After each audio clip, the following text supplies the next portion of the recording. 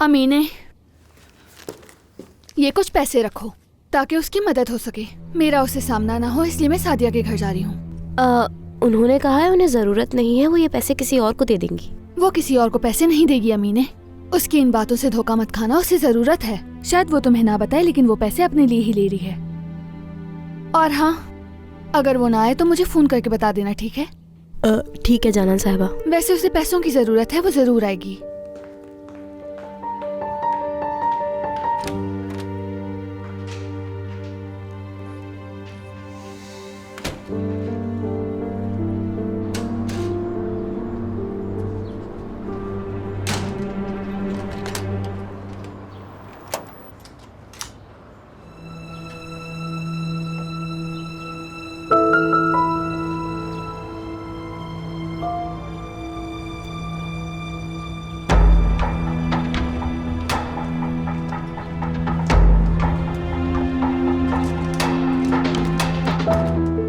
बस बहुत हो गया, अब ये मामला यहीं खत्म हो गया है। हमें इस घर से जल्द निकलना होगा।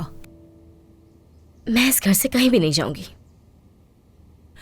देखो नसरीन, उन्होंने साफ साफ कहा है मुझे, अगर तुम्हारी बेटी इस घर में काम नहीं कर सकती है तो, और अगर शादी कबूल नहीं करेगी तो फिर तुम दोनों इस घर से निकल जाओ। देखो नसरीन, मेरी बात कान खोल कर सुन लो तुम। इससे पहले वो हमें कहें, हम खुद ही चले जाते हैं इस घर से। देखिए अम्मी, आप जो भी कहें, मैं इस घर को छोड़ने वाली नहीं हूँ किसी सूरत भी। मुझे एक बात नहीं समझ आ रही कि तुम इतना जिद क्यों कर रही हो। मैं जिद तो नहीं कर रही हूँ, मैं बस इसी घर में रहना चाहती हूँ। देखो बेटी, मेरी बात को समझो जरा। हम आराम से बैठकर भी बात कर सकते हैं।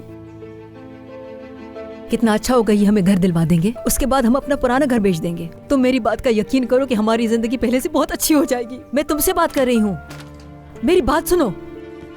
अरे अरे अरे, मेरी बात तो सुनो नसरीन।